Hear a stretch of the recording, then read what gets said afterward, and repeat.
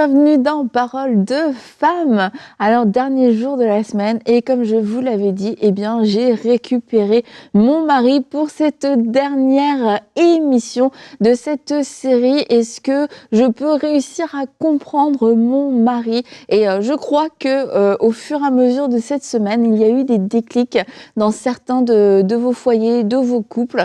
Et je crois que ce sont des déclics qui vont amener des changements durables et des changements vraiment appréciables. C'est juste un tout petit truc qui vient bloquer tout le système. Et puis une fois qu'on a enlevé ce petit caillou, en fait, on réalise que ça tourne quand même assez bien. Alors gloire à Dieu pour tous ces changements qui ont pu avoir lieu. Alors bonjour à toi, Jérémy. Oh, bonjour Annabelle, on s'est déjà vu à l'instant. Oui, on s'est vu dans la semaine. Tu articules très bien. Merci. Parole de femme, bravo. Hein. Merci beaucoup. Si vous trouvez aussi qu'Annabelle articule bien, mettez-le en commentaire. C'est un beau compliment que tu me fais, que je suis une femme bien articulée. C'est un plaisir. Ça me fait penser à ton premier compliment. À ton premier compliment que tu m'as fait. Il m'a dit que j'étais... Il m'a dit, t'es spéciale. Donc je m'attendais à quelque chose. Il m'a dit que j'étais polie, en fait. C'est bon. Ouais. Parce que je disais bonjour aux gens de mon immeuble. Et ça l'a interpellée. Ouais, voilà. Donc, je suis articulée et polie. Merci beaucoup. Et aujourd'hui, on va pour terminer cette semaine parler de la sexualité. Pourquoi est-ce que mon mari ne pense qu'au sexe? Pourquoi n'a-t-il que ça dans la tête? Alors bon, oui, c'est des phrases un petit peu stéréotypes, etc., dans les généralités. Mais n'empêche que ce sont des choses qu'on entend quand même régulièrement et qui peuvent être une souffrance et une source d'incompréhension dans beaucoup de couples. Alors c'est important qu'on puisse en parler avec toi. Oui. Pourquoi, Jérémy? C'est ça, et on avait vu en début de semaine pourquoi mon mari ne me parle pas. On a vu que les hommes étaient lents à parler, mais ils sont rapides à penser. Et en effet... premièrement, rapidement, je vais voir 8 points pour lesquels, en effet, c'est vrai qu'il y pense souvent. Toujours, je ne sais pas, mais souvent, je vais expliquer pourquoi. Mais premièrement, j'aimerais dire que ce n'est pas vrai. Il ne pense pas qu'à ça. Votre mari peut travailler pendant des heures, être au travail, dans le garage ou ailleurs, et ne pas y penser du tout. Donc déjà, c'est faux. Et si c'est faux, il faut se le sortir de la tête et refuser de dire non, il ne pense qu'à ça parce que c'est pas vrai, il ne pense pas qu'à ça. Des fois, il pense à sa mère, il pense à son grand-père ou à... Bref, tout un tas de sujets. On voit qu'ils sont quand même assez diversifiés, sa mère et son grand-père, quand il est soit au bureau, soit dans son garage. Il pense au week-end qui arrive, etc. Donc, premièrement, c'est ça. Il pense à plein d'autres choses et vous ne pouvez pas le diminuer à ça. Et deuxièmement, c'est pas vrai non plus. Parce que, en fait, il est en train de vous séduire. Et c'est pas parce qu'il s'approche de vous, qu'il vous fait un bisou dans le cou, qu'il vous regarde avec un regard qui veut peut-être dire beaucoup, mais qu'il pense au sexe. En fait, il est simplement en train de vous séduire. Ce que j'aime énormément faire avec mon épouse, par exemple. Je la séduis constamment. Et j'aime faire ça. Et ça veut pas dire que je pense au sexe. Ouais, d'accord, merci. Je vais lui dire. Et j'ai même pas dit bonjour à Nadine, excuse-moi, Nadine. C'est vrai, Nadine, là, on était un peu gênés avec Annabelle. Pardon, Nadine. Bonjour, Nadine, fidèle au poste pendant toute cette semaine. Une semaine un peu atypique. Spéciale, hein, atypique. Mais c'est beau ce que Jérémy a dit parce que... Merci, Nadine. Rien. Je fais tout le temps ça. Je sais. C'est comme ça que je fais mon... C'est sa transition. C'est très forte en transition. Ça passe mieux que de dire c'est nul ce que tu as dit, donc. Non, mais c'est bien parce que la phrase « Pourquoi mon mari ne pense qu'au sexe ?» quand j'ai lu cette phrase moi-même, je sens il y a de la frustration derrière. Quand on dit ça, c'est parce que on est fatigué, on a l'impression qu'on ne sert qu'à ça, en fait, qu'on dirait il vient vers moi que quand il a envie. Et c'est comme si c'est la seule chose qui l'intéresse. Peut-être que j'ai envie de parler d'abord, j'ai envie d'abord qu'on passe du temps ensemble, j'ai envie de raconter certaines choses, quand c'est mon tour à moi de vouloir m'exprimer ou de vouloir avoir une intimité, parce que le sexe est aussi un moyen d'intimité. Et peut-être pour l'homme, en général, ça va passer par là pour l'intimité. Des fois, il y a certaines femmes qui ont l'impression que si pour elles, l'intimité va passer par une conversation profonde, quand moi je veux avoir une conversation profonde, là, on va vite, là, on va à droite, on veut faire une conversation rapide, mais toi, quand tu veux, là, par contre, je dois me disposer. Et donc, des fois, on a cette passion de le voir, et quelque part, on le met dans une boîte aussi. Et on le limite à être une personne, voilà, Pauvre de nous. qui se limite qu'à ça. Et des fois, c'est juste question de dire c'est vrai. C'est peut-être, oui, c'est un besoin qu'il a, et Rachel va expliquer tout à l'heure, qui est peut-être plus grand que le mien, mais n'empêche qu'il n'est pas que ça. Et pour lui, c'est une source d'intimité, comme pour moi. Peut-être avoir une conversation va être une source d'intimité. Mais pour lui aussi, c'est un besoin d'intimité. Et juste ça, ça va faire qu'on ne va pas se sentir en mode, pas agressé, mais tu as l'impression que voilà, il vient que pour ça, comme si j'étais genre un espèce d'objet, voilà. Utilisé, voilà. On ne va pas se sentir comme ça, mais on va comprendre en fait que oui, c'est son besoin, mais on ne va pas le limiter à ça. Je crois que pour beaucoup de femmes, si vous vous dites tout le temps, mais il pense qu'à ça, vous êtes comme si vous l'avez déjà mis dans une boîte, vous l'avez déjà étiqueté, et peut-être qu'il vient juste vous regarder, parce que peut-être qu'il veut juste vous prendre dans ses bras, mais déjà vous vous braquez, que encore, et là du coup ça le frustre en fait. Et donc peut-être juste ça, ce premier point va peut-être le déclic, comme Annabelle parlait, qui va pouvoir vous aider par rapport à cette situation dans votre couple. Et je veux préciser juste avant qu'on ne parle pas de déviance, on ne parle pas d'hommes qui peuvent avoir vraiment un problème avec la sexualité, qui sont obsédés par la sexualité. On parle d'une sexualité qui est des désirs aussi sexuels qui sont normaux, mais que vous pouvez trouver déjà trop forts, trop fréquents, etc. Mais on ne parle pas là de gens, d'hommes qui ont des pathologies et tout ça. On reste dans un cadre, c'est ça, de la normalité. Donc tu voulais ajouter ? Je voulais ajouter que je vais expliquer pourquoi c'est vrai qu'ils y pensent souvent, mais juste après Rachel. Oui, alors on a posé une question à Rachel Dufour. Maintenant, vous commencez à avoir l'habitude parce qu'on pose souvent des questions à Rachel. Et on lui a demandé, est-ce que c'est normal qu'un mari veuille faire l'amour presque tous les jours? Alors Rachel, à toi la parole. Bonjour Annabelle, bonjour à toutes et à tous.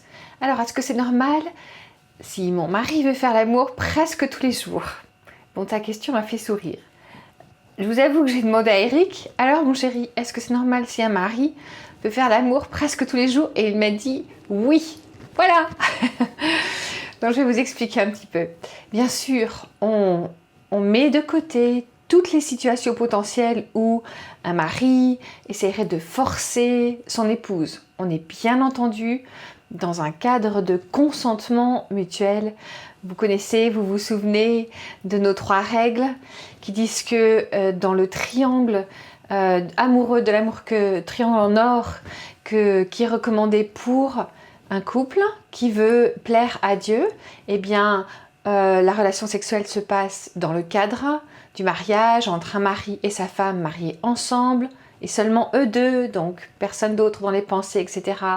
Le deuxième point, c'est le consentement mutuel avec les deux qui sont d'accord de participer à telle ou telle activité sexuelle ensemble. Et puis le troisième point, c'est le fait de faire l'amour pour faire plaisir, à donner du plaisir à l'autre, pas faire subir une douleur à l'autre pour avoir son propre plaisir. Donc une fois ce cadre posé, les deux ont dit oui, eh bien oui, c'est possible qu'un mari ait plus souvent envie de sa femme. C'est pas toujours le cas, mais bien entendu que ça existe aussi, parce que le cycle des hommes est plus court que le cycle de la femme. Vous avez sans doute entendu Eric le dire 1 million de fois. Mais les hommes ont un cycle de 3 jours, 72 heures seulement. C'est le délai nécessaire pour que les testicules soient à nouveau remplis de spermatozoïdes. Et donc il y a une pression sexuelle avec une poussée de testostérone à ce moment-là qui fait que le mari peut avoir envie de sa femme avec un rythme plus régulier. Le cycle féminin étant plus long, c'est pas notre question du jour. Donc voilà, ça peut être une des raisons. Une autre raison potentielle, c'est la pression aussi que ce mari peut subir au travail, à l'extérieur, même à la maison ou même à l'intérieur de son corps, une pression qu'il a besoin de relâcher en étant connecté avec sa femme. C'est très rassurant aussi. Pour un homme, d'être connecté sexuellement à sa femme, ça le rassure de son amour, de l'amour de sa femme pour lui. Donc il y a aussi cette dimension-là. Les femmes ont besoin, en général, de se sentir aimées avec une affection non sexuelle, et les hommes se sentent aimés, en général, au travers de l'affection sexuelle. Donc les deux peuvent se rejoindre bien sûr et combiner bien ce moment précieux entre deux de relations sexuelles pour donner de l'affection à l'autre. D'ailleurs, on peut combiner de l'affection non sexuelle en amont, par exemple, ce qui pourrait aider madame à avoir de l'appétit si besoin. Voilà, donc en tout cas, ce qui est important pour le rythme de la sexualité dans un couple, c'est d'en discuter ensemble et de pouvoir exprimer à l'autre la périodicité qui lui correspond. Donc mesdames, si vous êtes en train de suivre cette émission, il est peut-être temps de programmer une conversation avec votre mari pour savoir quelle est la fréquence qui lui convient en fait. Qu'est-ce qui, toi, te semble être un minimum pour qu'on soit bien connecté spirituellement, émotionnellement et sexuellement, un minimum de fois par semaine. Et on pourrait ainsi caler un rythme qui correspondrait, qui conviendrait aux deux. Et bien entendu, ne passez pas une occasion en fait de vivre ce moment à deux. C'est tellement précieux pour les couples que de continuer à développer leur sexualité au fur et à mesure des années qui défilent, quelle que soit la saison dans laquelle ils se trouvent. Mesdames, ne perdez pas l'occasion de continuer de développer ce bonheur pour vous aussi. La sexualité, c'est pas pour le mari seulement, c'est pour le mari, pour la femme, pour l'épouse et pour le bonheur du couple. Donc en réfléchissant sous cet angle-là, en fait, la périodicité n'est pas vue comme un problème, mais comme une opportunité, pour l'un comme pour l'autre. Donc est-ce que ça peut être possible qu'un mari désire sa femme régulièrement, souvent toutes les semaines? Encore une fois, oui. Ce n'est pas quelque chose d'anormal dans ce cadre-là, mais peut-être même un compliment pour elle, hein, une ode à qui elle est, à son corps, à sa personnalité, au bonheur de se retrouver. On peut trouver beaucoup de plaisir, et je vous le souhaite, mesdames, en répondant au désir de la périodicité de votre mari. Voilà, que Dieu vous bénisse. Eh bien, merci encore Rachel. Merci Rachel pour cette belle réponse. Je pense que Rachel a déjà couvert pas mal de choses, mais on va pouvoir justement un peu plus en reparler entre nous dans la suite de l'émission. Rachel a terminé en disant la sexualité, c'est pas que pour les hommes, c'est aussi pour la femme. Et je crois que c'est quelque chose dont on doit se rappeler en tant que femme, parce que oui, derrière cette phrase, mon mari ne pense qu'au sexe, c'est comme si la sexualité n'était que pour le mari et c'était quelque chose pour lui faire plaisir, etc. Mais rappelons-nous aussi en tant que femme, la sexualité est pour le couple, donc pour les deux. Donc, tu avais 8 points à nous partager, c'est ça? Oui, le premier point, Annabelle et Nadine, oui, c'est que, s'il veut faire l'amour souvent, ou s'il ne pense au sexe, quand on pense au sexe, on parle dans le bon cadre, c'est-à-dire au vôtre. C'est qu'en fait, il veut obéir à Dieu. Ça, c'est la première des raisons. Puisque la Bible dit « Ne vous privez pas l'un de l'autre, si ce n'est pour vaquer à la prière. » Donc, si vous n'êtes pas en train de vaquer à la prière, il est normal qu'il ait envie d'obéir à Dieu. Quel homme consacré. Eh oui, quel homme consacré. C'est vrai. Il veut aussi obéir à Proverbe 5 qui dit « Fais ta joie de la femme de ta jeunesse, que ses seins te rassasient constamment. » On parle de rassasier, hein, pas de goûter. « Enivre-toi sans cesse de son amour. » Donc là, on parle du fait d'être ivre. Pourquoi, mon fils, t'enivrerais-tu d'une étrangère et embrasserais-tu la poitrine d'une inconnue? Donc, vous pouvez remercier le Seigneur de ce que votre mari ait souvent envie de faire l'amour avec vous, parce qu'il veut, premièrement, obéir à Dieu. La deuxième des raisons, c'est qu'il vous aime, certainement. Il vous aime et il apprécie de partager ce moment avec vous. Et ce n'est pas une raison, c'est pas une faible raison, c'est une raison importante. Troisième raison? Oui. Troisième raison, c'est que il est fait différemment et un rien le stimule. Vous voyez, par exemple, les garçons, lorsqu'ils sont enfants, ils peuvent souvent avoir des érections. Donc, ils sont là, enfants, ils pensent à rien d'autre et tout à coup, ils demandent à maman qu'est-ce qui se passe. Et la maman voit et peut lui expliquer ce qui se passe. Et dans la nuit aussi, les enfants ou les adolescents grandissant peuvent avoir ce genre de, entre guillemets, problème qui se passe dans leur corps que vous n'avez pas eu, mesdames, peut-être d'autres, mais parce que c'est différent. Et il y a un passage que je veux lire, toujours dans le Cantique des Cantiques, où il est écrit, donc c'est la Sulamite qui parle, elle dit « J'étais endormie, mais mon cœur veillait, c'est la voix de mon bien-aimé qui frappe », et là il va dire « Ouvre-moi, ma sœur, ma compagne ». Alors quand il dit ici « Ouvre-moi », c'est un autre terme pour dire « faisons l'amour ». Car ma tête est couverte de rosée, mes boucles des gouttelettes de la nuit. Et si on parle d'excitation sexuelle, donc c'est aussi un fait, c'est que un rien ne le stimule. Bon, après, elle dit le verset suivant, « J'ai ôté ma tunique, comment la remettrai-je » Alors, c'est sûr que si vous avez ôté votre tunique, il ne faut pas être surprise que bien, ça provoque quelque chose chez lui.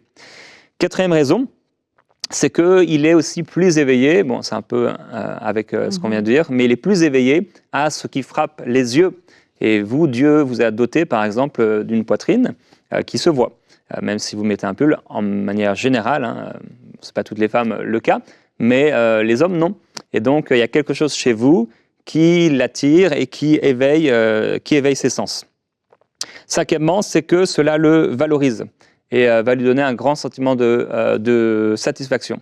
Donc, le fait de faire l'amour avec vous, bah, ça lui donne un sentiment de satisfaction. Il se sent entier, il se sent complet lorsque il passe ce moment avec vous. Et par la suite, il y a quelque chose de très émotionnel qui se passe à l'intérieur de votre mari, ce qui fait que après avoir fait l'amour, c'est peut-être vous après avoir fait le ménage, vous vous sentez, vous respirez, vous faites ces têtes-là, mais c'est pas vrai que quand le ménage est bien fait, par exemple, Annabelle, tu te sens bien à la maison quand tout est propre? Oui. Voilà, c'est vrai. Donc, n'aie pas honte, Annabelle. Eh bien, votre mari se sent entier. C'est vrai, je me sens une femme à part entière quand j'ai fait le ménage. Ah, je n'ai pas dit qu'il se sentait un homme à part entière. Okay. Il se sent satisfait. Sixième raison c'est qu'il a besoin d'être rassuré. Il y a un passage dans l'Ancien Testament qui parle des saints qui rassurent. Et dans le Cantique des Cantiques, à un moment, elle dit qu'il se retrouve entre ses saints. Il repose entre mes saints. C'est ce qu'elle dit, la Sulamite. Et donc, Rachel le mentionnait aussi, c'est que il a besoin d'être rassuré. On parlait en début de semaine du fait que les hommes sont forts, mais aussi ils ont entre guillemets, des faiblesses naturelles, pas négatives, hein, mais c'est juste naturel. Et en fait, en faisant l'amour avec vous, cela le rassure, que vous êtes bien à lui. Et ça, il y a des maris qui ont besoin d'être rassurés, que leur épouse est bien à eux. Donc, à chaque fois qu'il fait l'amour avec vous, qu'il s'approche de vous pour cela, en fait, il est en train de vous dire « J'ai besoin de savoir que tu es encore, entre parenthèses, encore, à moi ». Donc, c'est aussi une des façons avec laquelle il va communiquer. Bon, il ne va peut-être pas le communiquer verbalement, mais c'est une façon pour lui de le communiquer. Et c'est aussi une façon de le rassurer de votre amour pour lui. Quand vous dites oui, il entend « je t'aime ». Quand vous dites non, il est possible qu'il entende « je ne t'aime pas ». Donc, c'est ça. Septièmement, c'est que aussi vous dégagez une odeur particulière. Je ne dis pas que vous sentez mauvais, hein. Mais les femmes, d'ailleurs, tout comme les hommes, hein, mais les femmes dégagent une odeur particulière. Et l'époux qui s'est habitué à l'odeur corporelle de son épouse, il y a quelque chose. Il y a une odeur, et là encore, ça éveille, stimuli, je ne sais pas, ça éveille quelque chose chez l'homme qui fait qu'à cause de votre odeur, voilà, ça crée quelque chose. D'ailleurs, ici, dans les dépanneurs, hein, c'est les stations essence, ils vendent des fois même je ne sais pas s'ils le font dans tous les endroits, mais des produits qui vont attirer les chevreuils, etc., dans le domaine de la chasse. Il y a des magasins, par exemple, qui vendent de l'urine de juments pour attirer dans le domaine de la chasse. Donc, parce qu'il y a une odeur, en fait. Et chez la femme aussi, il y a une odeur qui attire. Si on rassemble... Non, il ne faut pas raccourcir. C'est que l'odeur corporelle d'une femme ressemble à l'urine de jument. C'est horrible. On fait un short avec ça, oui, on peut faire n'importe quoi. Après qu'une femme se sente à part entière une femme après avoir fait le ménage. Ne tordons pas les Écritures, Annabelle, comme ils le font des restes des Écritures. Huitièmement, eh bien, c'est un moyen de se déconnecter, Rachel l'a dit, à ses soucis et de se décharger. Et ça, il ne faut pas le voir négativement. Bon, tu en faisais mention, et c'est vrai, il y a des hommes qui le font simplement comme avec la femme, que si la femme est un objet. Mais dans le cadre d'une relation normale, bien, en tant qu'époux, c'est une manière de se décharger et voilà, c'est de se déconnecter à un monde naturel, même si ça reste naturel, mais c'est aussi spirituel. Et faire l'amour, c'est pas juste naturel, c'est aussi émotionnel et c'est aussi spirituel. Et ça, c'est très fort et c'est un moyen que Dieu a voulu utiliser pour que dans le cadre du couple, on soit vraiment un. Et d'ailleurs, c'est la seule chose qui nous différencie, presque, avec toute autre relation humaine, c'est que vous êtes la seule personne avec qui votre mari peut faire l'amour. Vous êtes la seule personne que votre mari peut voir nue. Vous êtes la seule personne que votre mari peut toucher de cette façon-là. Et vous êtes la seule personne que votre mari doit désirer. Merci. Merci, Jérémy. Donc, il faut bien le nourrir. Absolument. Donc, tu as 7 minutes, là, Nadine. Si tu veux régler tes comptes maintenant. Non, mais là, je le dis, et je le pense, je le pensais toujours, mais je le pense, c'est bien ce que tu as dit. Ce que tu as dit, Jérémy. C'est vrai, en fait, parce que la notion d'abord du désir. Tu sais, quand on dit « mon mari ne pense qu'au sexe », c'est comme si je suis un peu fatiguée, tout ça. Mais de se dire, en fait, il me désire. Et ça, c'est quelque chose qu'il faut entretenir. Et peut-être quand on a 1 an de mariage, on prend pour acquis qu'il nous désire. Mais au bout de 25 ans, de 30 ans, voilà, au bout des responsabilités, des maternités et tout, de se dire que tiens, il me désire encore. Il vient pas juste parce que c'est le seul restaurant, mais il a envie de manger. Il a l'appétit pour manger.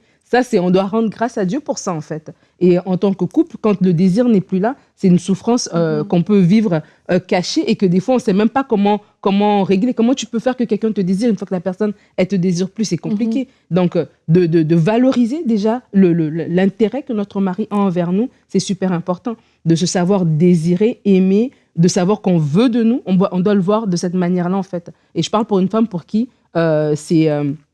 c'est lassant peut-être la périodicité, comme Rachel l'a dit, voilà, que vous avez pendant la semaine et tout ça, déjà de se dire, tiens, il me veut. Et le mot « faire l'amour », ben c'est ça, c'est de l'amour qu'on est en train de faire. Donc on s'aime, on s'est mariés, on s'est choisis, on passe du temps ensemble, etc. Ben, du coup, manifester, entre guillemets, cet amour de façon physique, de façon tangible, n'est pas mal. Et je crois que pour beaucoup de femmes, des fois aussi se réconcilier avec cet aspect-là, c'est d'abord d'elle-même, parce que ça dépend des contextes. Hein. Des fois, de par notre éducation, ou même de notre vécu, ou de la culture dans laquelle on est, on peut vraiment nous-mêmes s'interdire d'apprécier notre sexualité et de la voir comme un devoir conjugal. Et du coup, c'est sûr que si c'est un devoir, ben, on n'a pas envie de faire des devoirs. Hein. On veut s'amuser, personne ne veut faire des devoirs. Et du coup, si on approche la sexualité comme un devoir conjugal et que genre, il veut encore, ça va être difficile. Mais si on y va en mode, c'est aussi mon droit, c'est aussi mon privilège, c'est notre privilège à nous deux. Et comme tu as dit, Jérémy, ben, c'est quelque chose que c'est juste vous deux qui pouvez le faire. Ça va nous permettre à nous d'être plus ouvertes et d'apprécier vraiment ce geste-là. Et par la suite, après, comme tu as expliqué, de comprendre aussi que c'est une intimité et de voir... c'est sûr que oui, il y a des choses, on va se parler, on va s'asseoir, on va discuter, mais il y a des choses aussi juste après un moment d'intimité ensemble, il y a des choses qui pâlissent, il y a comme une connexion qui se renouvelle, il y a quelque chose de plus fort qui naît de vous. Et donc vraiment, surtout pour des personnes pour qui la sexualité reste bloquante, même s'ils sont mariés, ils savent que voilà, c'est bon, Dieu a béni, mais à cause de leur arrière-plan familial ou à cause de ce qu'ils ont vécu avant, ou même juste de la pensée culturelle que la sexualité, c'est à l'homme et toi, la femme, tu fais l'étoile. Juste ça, nous-mêmes, en tant que femmes chrétiennes, refusons ça. Disons-nous que non, la sexualité aussi, c'est quelque chose qu'on doit apprécier. Et vraiment, c'est un cadeau et c'est quelque chose de beau qu'on doit vivre avec notre mari. Et même pour le mari, ce sera moins, pour lui aussi, ce sera moins lourd. Ouais. Comme s'il doit venir te demander, comme s'il doit... C'est comme pour lui aussi, il a envie de se sentir désiré aussi, que toi aussi, tu ailles vers lui et que vraiment, vous vivez ces moments-là. Et comme Jérémy l'a dit tout à l'heure, c'est qu'il y a un sentiment de satisfaction aussi pour lui de faire l'amour avec toi, mais aussi de se savoir satisfaite aussi de ce qu'il a pu faire. Et voilà, quoi. Donc, c'était... Ça, parce qu'en fait, il se sent un bon mari. Quand la femme est heureuse et éprouve du plaisir, on parle de satisfaction, mais il se sent un bon mari. Et il se sent à sa place. Ça remet les choses en place. Et on a fait cette émission-là en fin de semaine parce qu'on a parlé de la communication, on a parlé de l'écoute, des tâches ménagères, on a parlé aussi des temps passés ensemble. Et en fait, c'est que souvent, dans ces domaines-là, il va y avoir des carences. Et c'est pour ça que, comme tu le disais, Nadine, il y a comme une frustration au niveau de la sexualité de la femme, mais qui est mal comprise, qui est mal interprétée. C'est que les deux en ont besoin, mais peut-être pas au même niveau, ni à la même fréquence. Et du coup, la femme va quelquefois mettre beaucoup plus en avant ses autres besoins, et la sexualité va arriver en dernier. Et c'est là où t'es fatigué, t'en as marre, t'as pas envie, tu veux pas le faire non plus, peut-être pour ne pas te donner, parce que c'est comme, t'as l'impression que c'est une récompense. Et ça, c'est quelque chose, une pensée à laquelle on doit renoncer, c'est que la sexualité n'est pas une récompense. C'est pas, c'est ça, t'as été gentil, t'as été méchant, et c'est de se dire, c'est pas parce que il a coché toutes les cases des tâches ménagères, du temps passé avec moi, que on peut avoir un moment d'intimité, parce que ça revient un peu à ce que tu disais, c'est un devoir conjugal.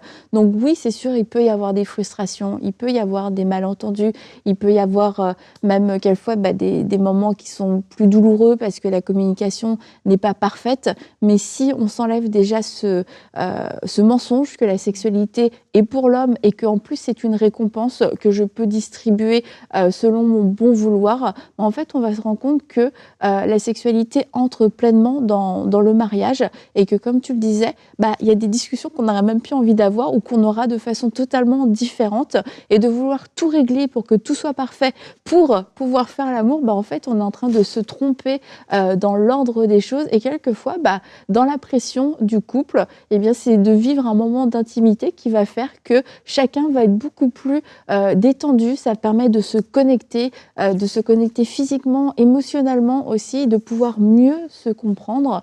Et donc n'attendons pas que tout aille bien pour pouvoir avoir de l'intimité, mais commençons à, comme Rachel a dit, ça semble peut-être surprenant, mais c'est quoi de discuter de ça en couple. Et je crois que ça aussi c'est quelque chose qui manque souvent, c'est ce dialogue ouvert. On va terminer cette semaine, cette journée, cette émission, ce moment avec toi. Est-ce que tu voulais ajouter quelque chose ? Oui, Cantique 7.7. Je parlais tout à l'heure que Dieu vous avait donné des formes différentes. Oui. Mais voilà ce à quoi des fois votre mari pense. Il dit que tu es belle, que tu es aimable, mon amour, mes délices. Mais il explique pourquoi et qu'est-ce qu'il trouve aimable et délicieux. Il dit ta stature, donc la forme de ton corps, ressemble au palmier et tes seins à des grappes. J'ai dit, je monterai au palmier et j'en saisirai les fruits, que tes seins soient comme des grappes de raisin. Et donc oui, vous avez été bénis puisque Dieu vous a donné des formes que votre mari peut apprécier et qu'il veut goûter, il veut manger, et il veut s'enivrer. Alors réjouissez-vous et que le Seigneur vous bénisse. Et je prie, je peux prier rapidement, très rapidement. Vas-y. Je prie pour vous. Père, je te remercie pour les épouses, les époux qui peuvent regarder cette émission. Père, nous croyons que pendant cette semaine, tu as parlé au cœur et nous prions pour une saine communication dans tous les aspects. Au nom de Jésus-Christ, Père, nous croyons au ministère du Saint-Esprit, nous croyons à la puissance de la résurrection. Et cette résurrection par le Saint-Esprit nous permet et leur permet de vivre une restauration, une réconciliation et quelque chose de nouveau qui se passe dans leur cœur. Au nom de Jésus-Christ, dans leur couple, nous déclarons une sexualité épanouie, une communication réussie. Dans le nom de Jésus-Christ, nous déclarons que les murs, que les forteresses qui s'étaient posées, qui s'étaient mises dans leur vie, au nom de Jésus, tombent. Et Seigneur, merci pour ta grâce. Recevez cette grâce au nom de Jésus-Christ dans votre couple. Marchez par la foi et déclarez la parole de Dieu. C'est à vous. Et par la foi, déclarez ce que vous voyez, ce que vous voulez voir au nom du Seigneur Jésus-Christ parce que ça vous appartient. C'est à vous. Que Dieu vous bénisse. Eh bien, merci beaucoup. Merci à toi, Nadine, aussi d'avoir été là toute cette semaine. Merci beaucoup. Et on se retrouve bientôt pour une prochaine émission de Paroles de Femmes.